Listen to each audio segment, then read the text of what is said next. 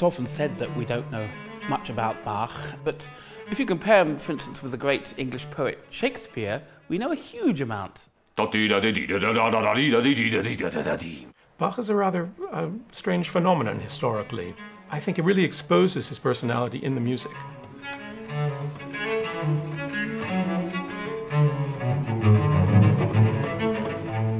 He's working, for me, really against the grain and saying things that other people don't dare to say. The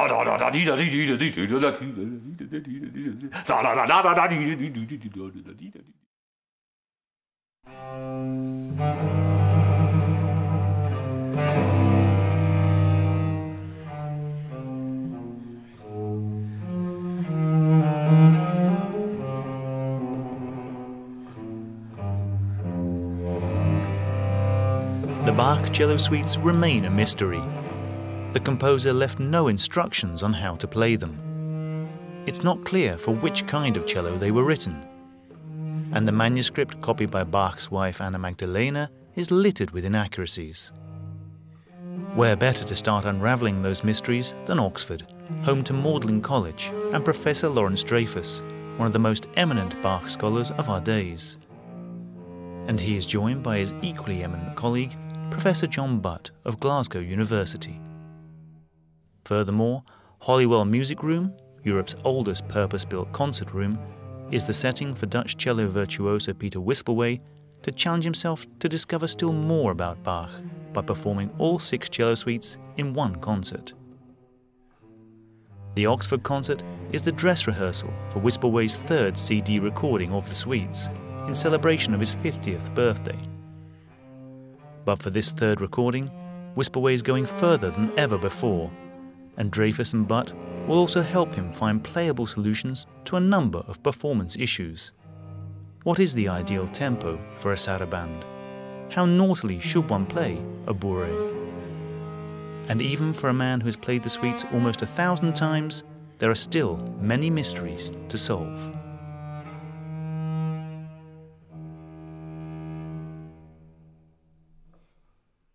I did 2 recordings before this one. There was a gap of 7 years. Then the gap between number 2 and number 3, which is coming out now, will be 14 years. I find that very long. My intention still is to do 3 more at least. 6 suites, 6 recordings. I'm playing a different instrument. I mean a different Baroque cello, different Baroque bow as well. And I'm playing at a different pitch, the 392 pitch. The first 2 recordings were at a sort of standard Baroque pitch that everybody is playing, the 415 for the A. Now I'm a semitone down that creates a completely different cello universe. I mean, the sound is even more relaxed, but it's also more rustic and raw. Yeah, so it's a matter of colours and how you speak with your little Baroque bow. Pieter, zullen we dat laatste stukje nog eens opnieuw doen? Misschien vanaf die lage cis daar. Wam pam pam. Ja? Dan hebben we die hele hoge passage ook nog eens, hè? Okay. Goed. Geef rood.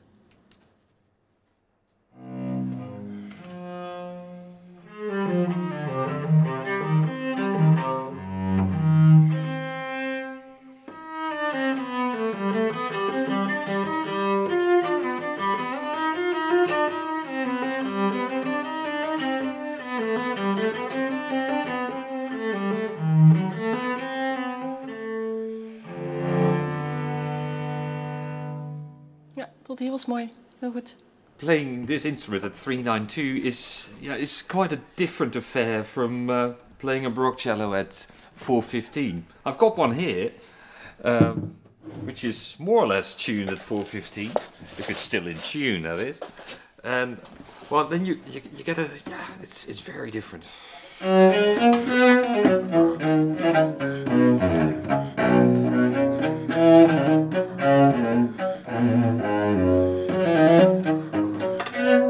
And if I play that on this,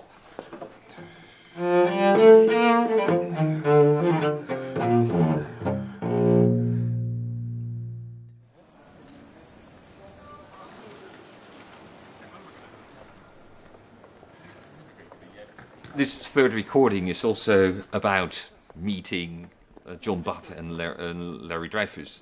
That they're both great performers, performers of Bach's music, and I've met them quite a few times in the last few years, and suddenly this idea came up that I wanted to get more out of them. I wanted to pick their brains and use them to get into Bach's brain even deeper.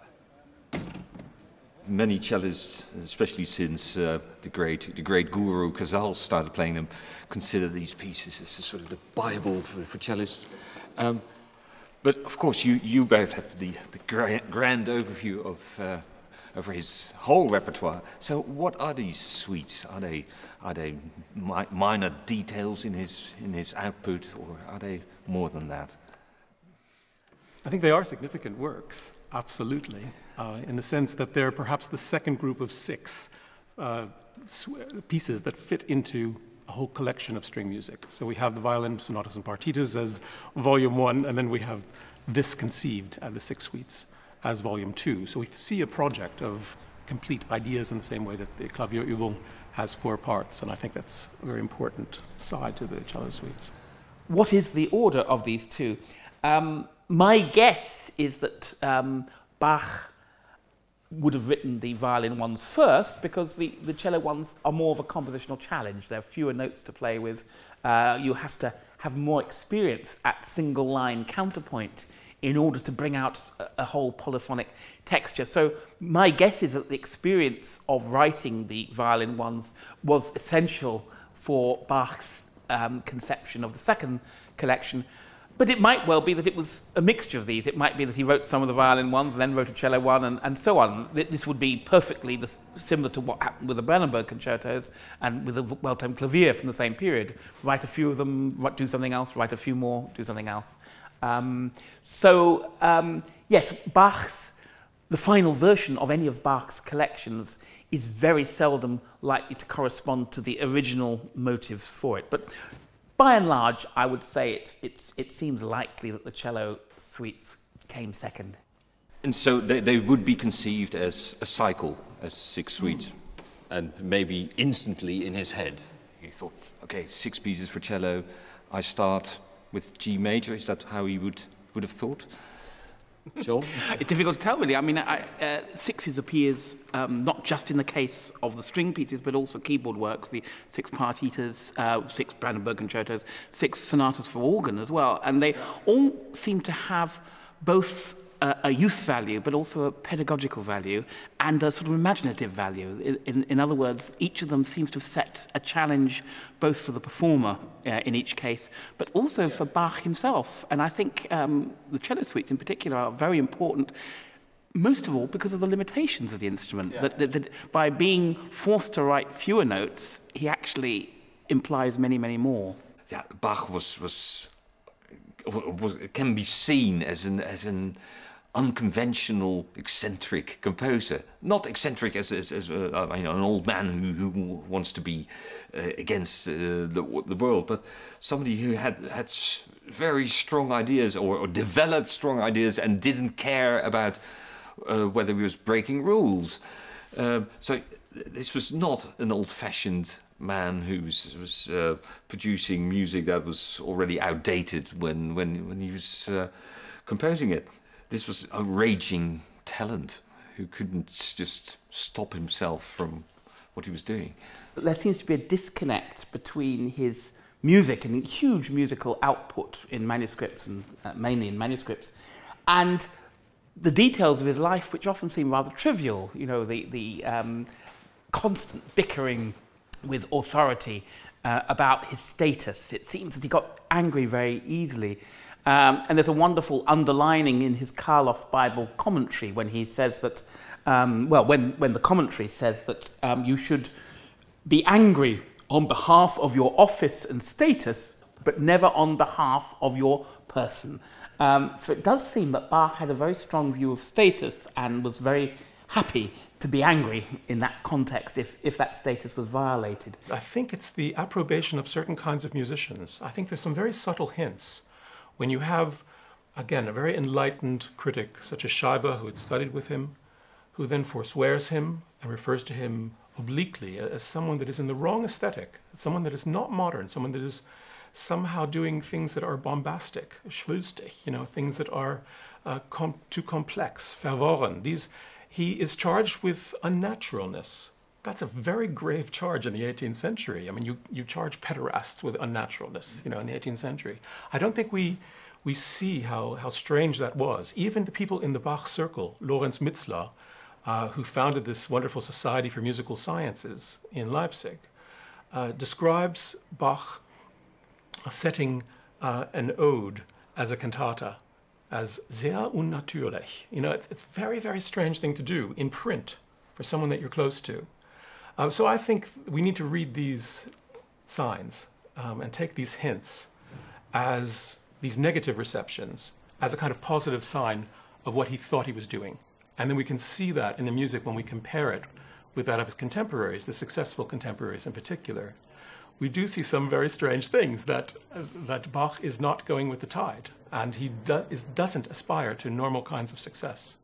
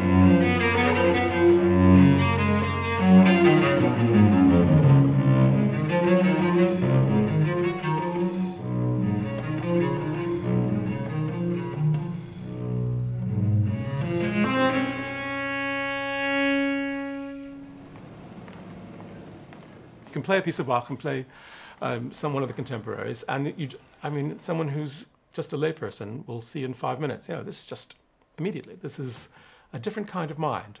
There's more complexity. People may not get the negational sides of it. But then when we start investigating historically the kinds of compositional decisions he was making, we see this working very much against all of the categories of good taste, which are then laid out. The French are perhaps more, have that je ne sais quoi about good taste. The Germans, being Germans, are going to spell everything out. They want to tell you how to write genres, do not mix this mustn't go there. If you're going to write a pastoral, be sure that you don't write any nasty dissonances or nasty harmonies, because it's about sheep and pastoral shepherds and so forth. What does Bach do? He writes pastorals with lots of sin and suffering in there, and it has a wonderful kinds of resonances with religion, but I think also with personal experience. And as a player, I know this quite intimately, and I see it so much in Pieter as well. There's no way that you cannot make yourself into a conduit for this music and assume a kind of personality, a kind of person speaking through this music. One way of looking at this cycle is just seeing how Bach starts off sort of normal and then departs from normality. Again, 1, 2, 3, understandable cello music.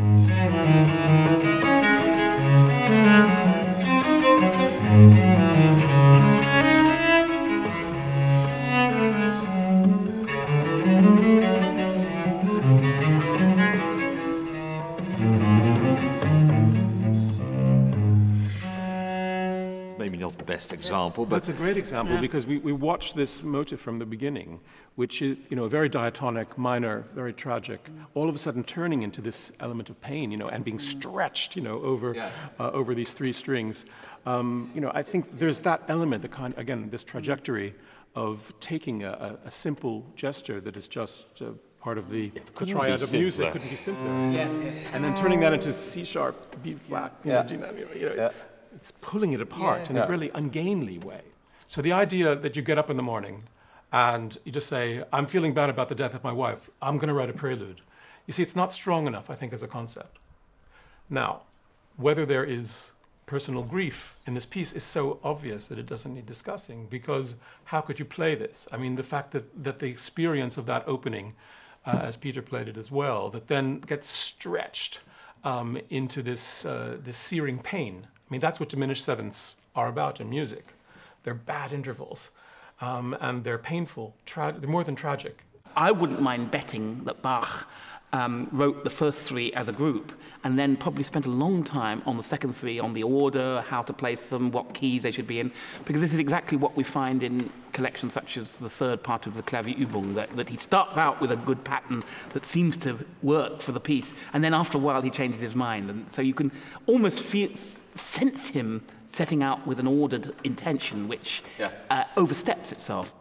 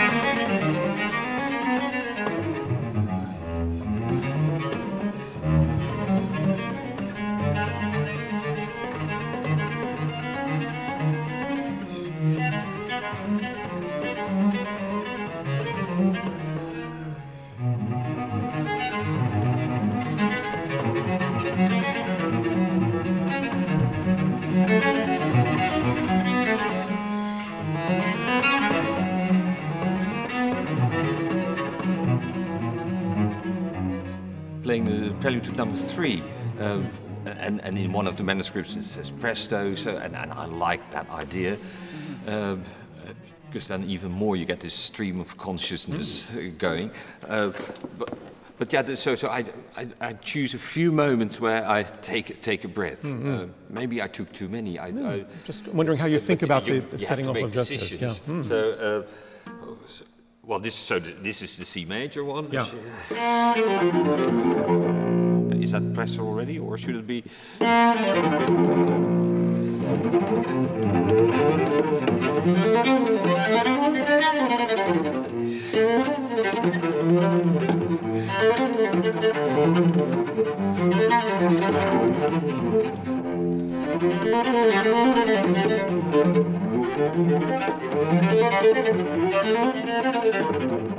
That's a little bit fast. I think when, Felix Galimir, I studied chamber music with him, he used to be in the Budapest Quartet. He said there's always one bar in a piece of music, which tells you what the tempo needs to be for the rest of the piece, Absolute speed is not important. It's the relationship of things. It's the feel of speed that's much more important than the absolute metronomic speed. Yeah. And I tend to follow Kienberger's advice in terms of speeds, by which you first of all look at the time signature, then you look at the genre of the piece, then you look at the fastest note, and you work out, well, what's going to work, what bar is it, what motive or bar gives you a clue. Then look for Italian. Only look at the Italian at the end, because that often modifies what your expectations would have been. So presto, in other words, means slightly faster than you would have expected, having taken all the other things into account already. Yeah. And then number 4, with the weird, in the weird key, the awkward key of E flat major. We think Eroica, or we think Zauberflöte, Mozart. We think big noise. But of course you can't produce a big noise. I mean, you can produce a nice resonant, but that's about it. I mean, it's on the modern cello you can do.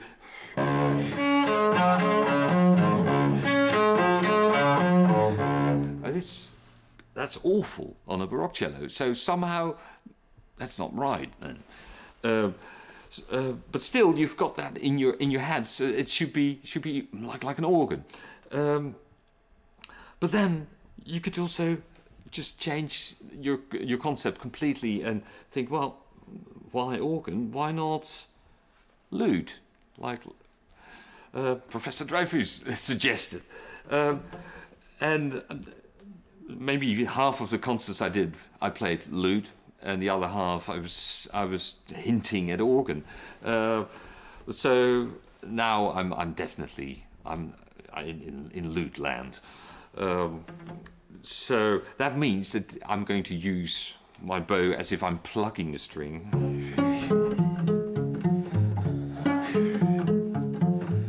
Which makes it very, very intimate. So the bow will do just tiny movements and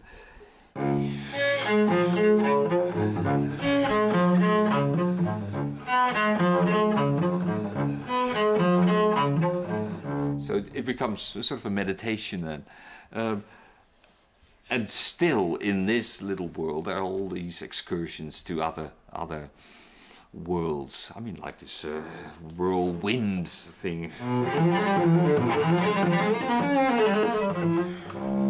There's this toccata element. It's all there, and then there's really some drama later on in this prelude, and then the movement ends like it started, just.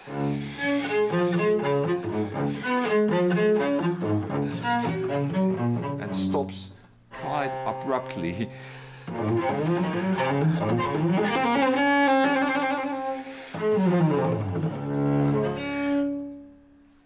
And then number 5, he tunes down the top string. So then it gets seriously dark and black at times. I mean, the saraband is a graveyard, if you want. The opening with the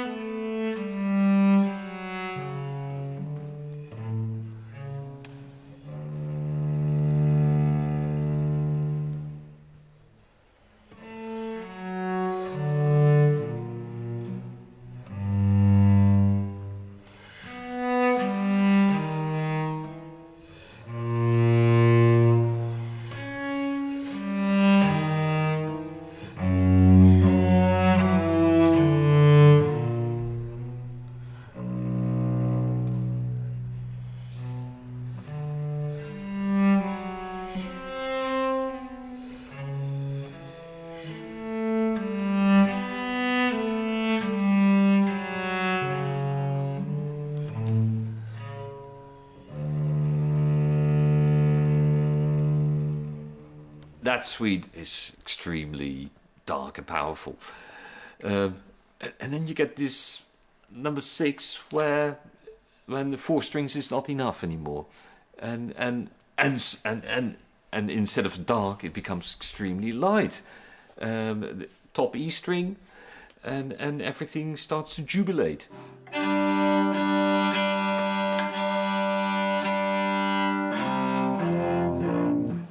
So this is the piccolo cello, and it has this added string. So this is still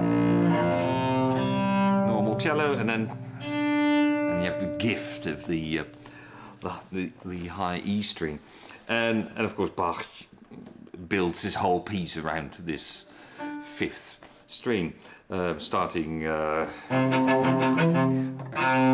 that string. Then he goes up to, and then a few bars later he suddenly brings out this novelty.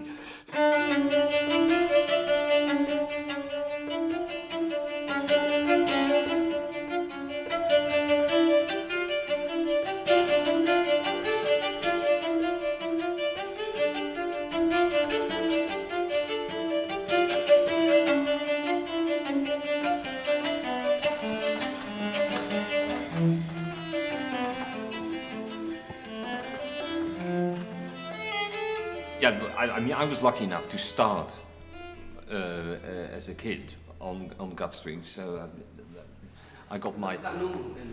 No, this my teacher was quite fanatic about it, but she was right. Dickie Booker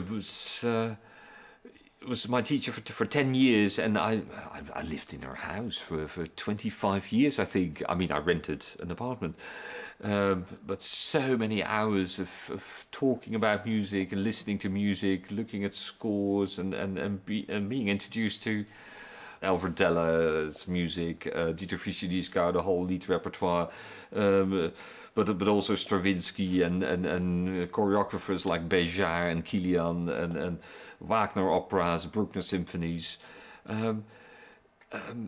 Yeah, a lot of early music as well, but it was quite broad, and I will always be grateful for that fantastic introduction into the world of music and art. See, somehow the pulling doesn't result in lust. I mean, in pleasure, in something like this.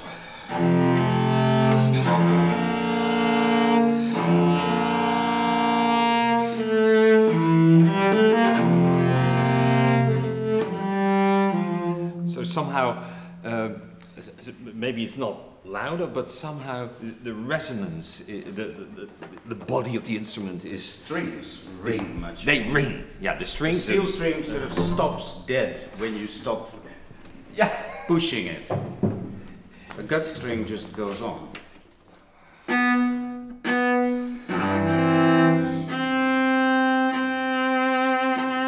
So that's why you add vibrato to just get a bit of glamour out of it. Of course, there were gut strings. Pirastro, the old German firm, they were around. It was not difficult to get gut strings, but it was considered something old-fashioned. Instead, my mother very much insisted on gut strings. I think for purely musical reasons. I mean, she profoundly believed that the quality of the instrument and the quality of the music that you would perform would come across in a more convincing way. As far as Baroque instruments and gut strings are concerned, and the early music movement is concerned, I've never been a member. I've never paid my membership or whatever. But what I did was just investing hundreds of hours on a cello which originally was well, in the first place wasn't a Baroque cello yet. I got a Baroque cello in my mid-20s or early 20s. But so I just started to emulate what I'd heard, and read a few treatises on the way, and then I thought, no, I need to do it on my own. I had to create my own style, my own feeling for the bow, my feeling for hair on gut string, on rope. That was important. Of course, I didn't become a member of a movement. I just picked the fruits.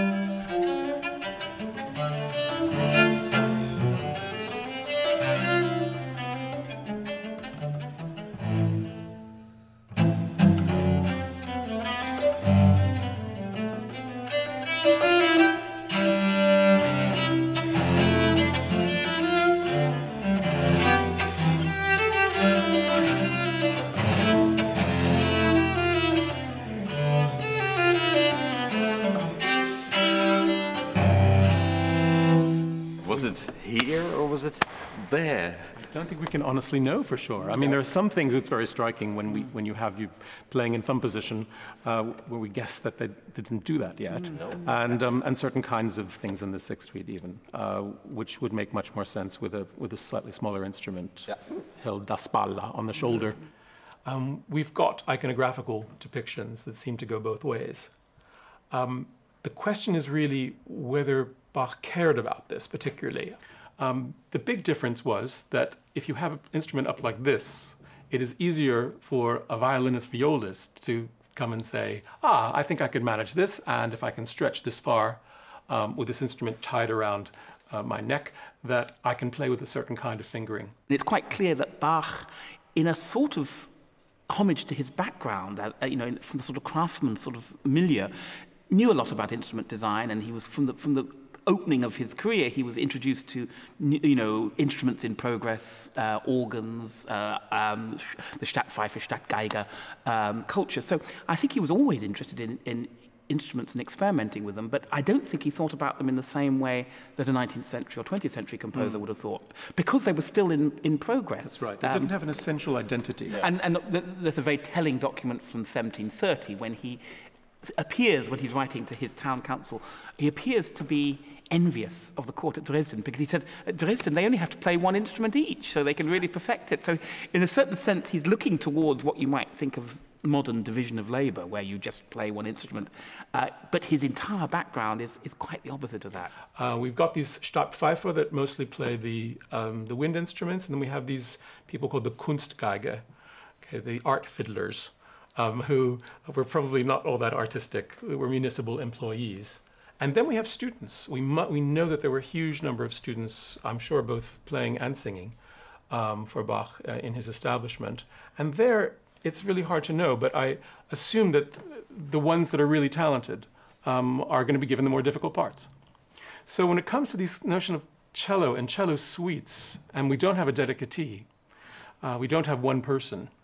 Even the lute version of the fifth suite has a name on it, Monsieur Schuster, But it's an interesting question what Bach really cared about in writing these pieces, because it's, even though it is a set aesthetically, we already have 3 different instrument types there. If we think about the fifth suite with the scordatura, with the change from the A string to G, and then the violoncelle à 5 cordes, with 5-string cello at the end. But I think it would have been silly for him to talk about it in some way as a da spalla instrument, essentializing that, versus playing it this way. The big problem we face is that if we look at the cello technique at the time, what's really interesting is there doesn't seem to have been thumb position in use yet. Now, it's possible Bach invented this and people were using it. We don't really know. But certain passages where we could watch Pieter in last night's performance, using his thumb, frankly, on a slightly smaller instrument, that would be less wide, would probably be able to be played in one position without a thumb.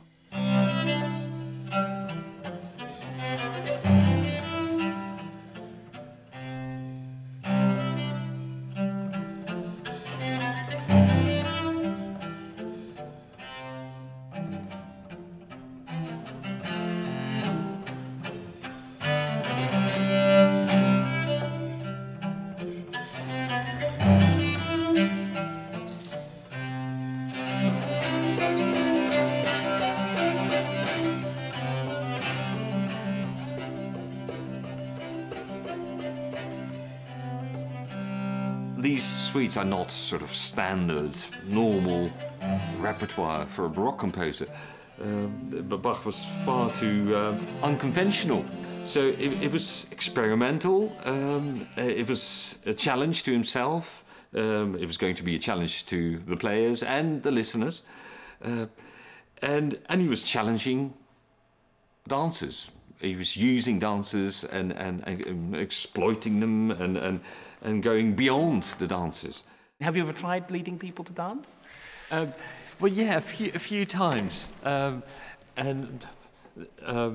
also with contemporary choreographers like Jiří Kilian, just a giant in the field, and Yeah, they don't want to go too fast. You see people dancing Gavotte today, at least reconstructions of dances, they're much more energetic than you'd think. Okay. And We think of them as being very elegant and rather measured in a certain sense, but in fact... I thought they were courtly, yes, more courtly than a but there's a bourrée, huge amount of foot movement, you know, that goes into it.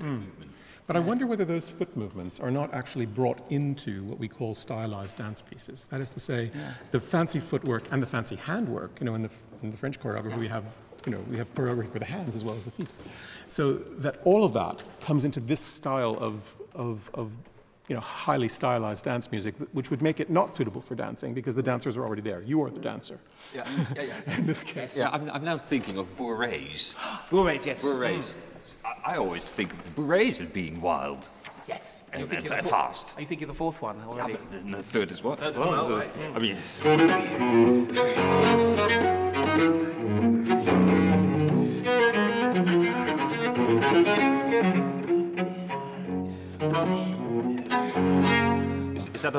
Is it an okay tempo for a bourrée, or were they much faster? No, I think that to my mind, is pretty... Yeah, so it would be a little bit faster than a gavotte. Yes, I think so, yeah. The point is that the dances are moving typically from the more serious to the light. There's a kind of culinary metaphor here, maybe coming even from the French idea of a great meal in the suite. You know, you have this following of pieces, and as you get to the end, it's just little light ideas. Galanterien at the end is the term he used. The strange thing is that with gigue, which could be a light piece, in his keyboard works, they turn very, very heavy and contrapuntal and fugal. And it's quite an interesting thing that he goes for heavy at the end, which is why, of course, the 19th century likes it much better. Instead of a light, frothy rondo, even though we hear in lots of Mozart, we get something, you know, quite serious and finale-like at the end of a Bach suite.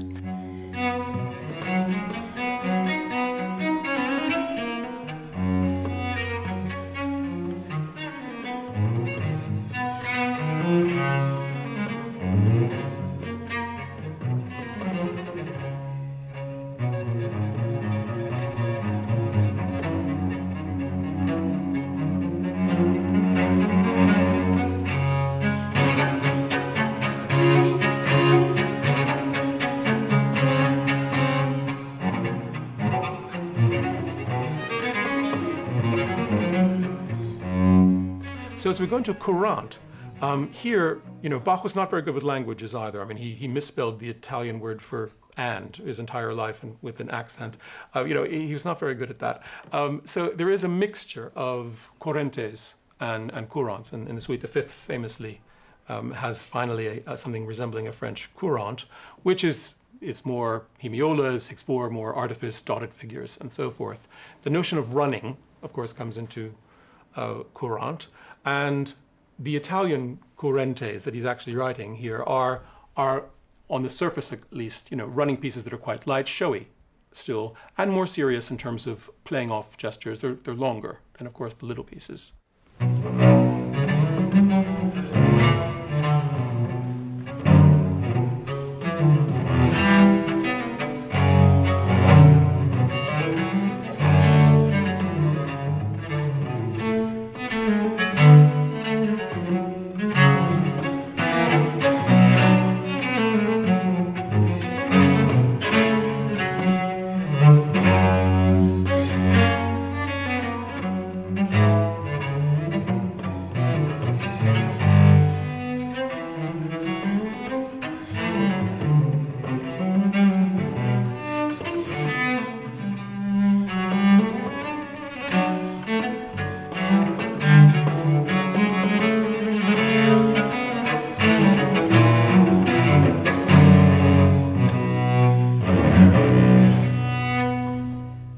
And then we get to the, you know, the bourrées, minuets, and so forth, which are always in these paired groupings and allow for a kind of play of light and shadow with the contrast. If one is in major, then the second one will be in minor, and that kind, and vice versa, and that the kind of play and the contrast between these two are the kind of topic that they're playing with. So you can imagine that Bach is already thinking about how this kind of musical material will contrast, and the contrasts are extreme.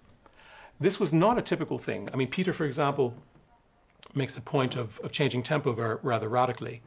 You in actual dance suites of the period, if you had a series of, let's say, 2 minuets, very often we're pretty sure that from the dancers needed a lot of time to get around and have more choreography than the music just changed. They probably just did them attacca without stopping, and certainly at the same tempo.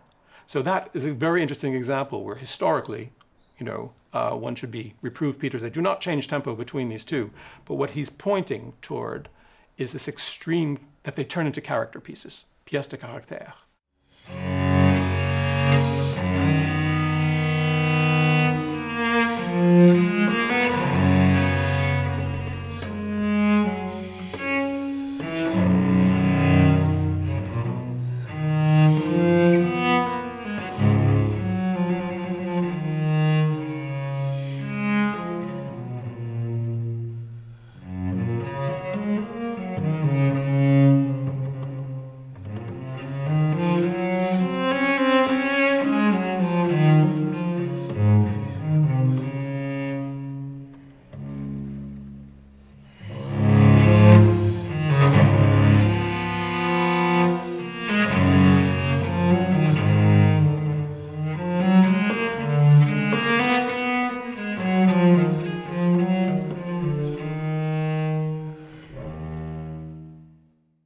So the sarabands have to be certainly the most extraordinary movement amidst the center of the suites. And typically these were dances that were very aristocratic and where dances were quite formal in order for the aristocracy to show how light they were. So for example, people might always go on the downbeat up in French Baroque dance. So they move up like this. You see dancers is always going up. It's very, very different from sort of a 19th century waltz where people are going down into the ground, which is much more bourgeois, grounded phenomenon.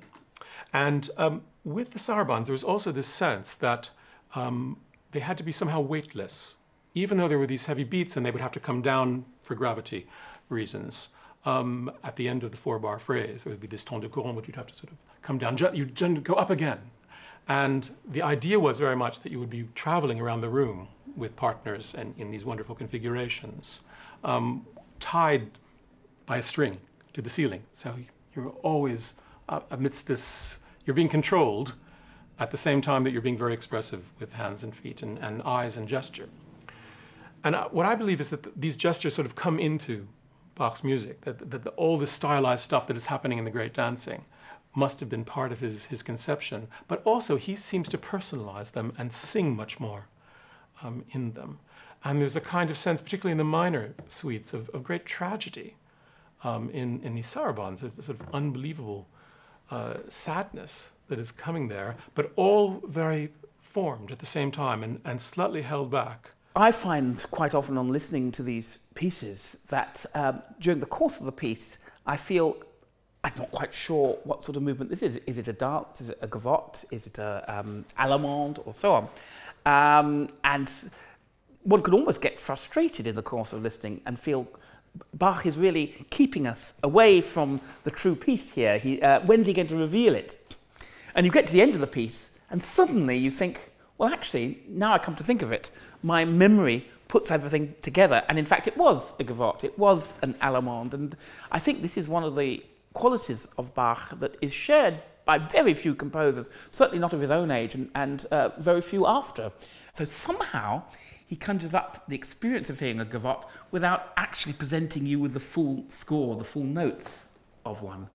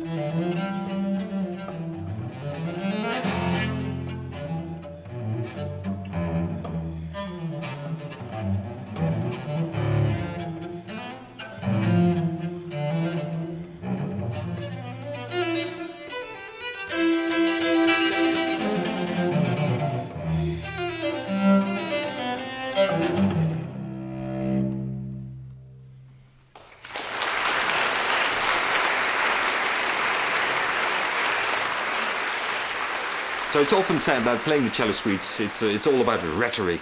But of course, rhetoric is technique of bringing things to the surface. It's dance and singing. It couldn't be more true for suites, where we have formal dance forms.